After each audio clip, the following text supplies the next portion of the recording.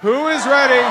Hello friends, how are you all? I hope you all are doing well. If you all have been thinking about how to apply for your permanent residency, then one of the pathways is express entry, with which you can apply for your PR in Canada, and we will be discussing about the system in detail. The system has 3 immigration programs and we shall be diving each into it. The express entry system is an online system that is used to manage immigration applications from skilled workers. The 3 immigration programs that are managed through express entry is: first is Canadian Experience Class, the second is Federal Skilled Worker Program, the third is Federal Skilled Trades Program. The processing time, it varies by program to program, and the fees for it, the individuals will have to pay $15.25, and for the family they will have to pay Canadian dollars $15.25, and the dependent child $260. So let's dive in further. The Canadian Experience Class is for the skilled workers with eligible Canadian work experience. So that means the work experience should be inside Canada. It should be in one or more of the NOC codes for the tier category 0, 1, 2 or 3. Be gained by working in Canada while authorized to work under the temporary resident status. If you worked remotely, you must be physically present in Canada and must be working for an Canadian employer. You must be able to show that you perform the actions that have been mentioned in the lead statement of the NOC disruption, and you perform most of the job duties that have been listed there. Your work should be paid the wages, or you should have earned commission.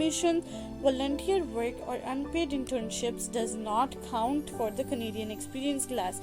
Be at least 1 year of work or 1560 hours in total. If you work full time, then your hours should be 30 hours a week. If you work more than 30 hours, those hours are not countable. Only up to 30 hours a week is countable. A 1 year includes 1560 hours. If you work part time, then your hours are 15 hours a week, and above those hours won't be countable. 15 hours are countable, which would mean 24 months of the work experience, which is 1560 hours. If you worked full time at more than one job, then the only hours that are countable are 30 hours, and that should be from the one of the jobs. Self-employment and student work experience does not account for this. Work experience is not accountable for the eligibility criteria in this system. The language ability, you should be able to prove that you have the proper language ability. You should be able to take the test, either it's the IELTS or the CELPIP. There is no education requirement for the Canadian Experience Class though, but if you have an education including your bachelor's or the Canadian diploma, it gives you extra points in the pointing system.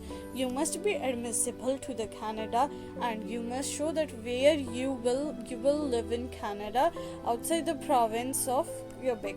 So this was all about the Canadian Experience Class. The second is Federal Skilled Worker Program. The Federal Skilled Worker Program is based on the education, work experience, language and other criteria skills. It includes managers, supervisors and people in jobs that usually need a university degree, a college diploma and apprenticeship training. Minimum requirements: for skilled worker, you must be in one of the tier categories 0, 1, 2 or 3.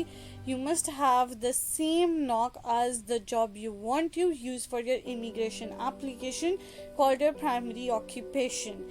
Your primary occupation cannot be your most recent work experience. You must be able to show that the actions in the lead statement of the NOC are the similar that you are performing, and most of the main duties that have been listed in the NOC code.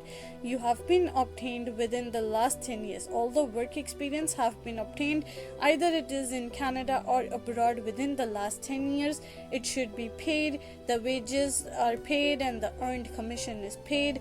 Volunteer work or unpaid internships does not count. It should be for at least 1 year of continuous work experience. Again, 1560 hours if you work full time, 30 hours per week. If you worked part time, 15 hours per week would be countable. The language requirements: for you will have to again prove your language requirements, either by giving the IELTS or the CELPIP. The education, if you went to school in Canada, then you must have a certificate or diploma from the Canadian college or the institution, and if you have a foreign education, then you must complete the education credential and you must earn that foreign credential equivalency. Selection factors for you to be selected under the federal skilled worker: your points should be 67 points or higher, and you should be able to do that. The points are calculated based on the language skills, education, skilled work experience that you have in the last 5 years, your age is countable, arranged employment, and adaptability. You must also be able to prove that you have enough money to support yourself and your family in Canada. Admissible, you should be admissible in Canada and you should live outside the province of Quebec. The third is the Federal Skilled Trades Program. The Federal Skilled Trade Programs includes the construction workers, transportation, manufacturing, industrial and natural resources, agriculture.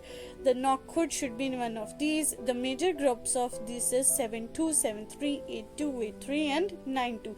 The minor groups are 63, 62200. You should be able to prove that you perform all the actions that have been stated in the lead statement. You meet the job requirements of the skilled trade program.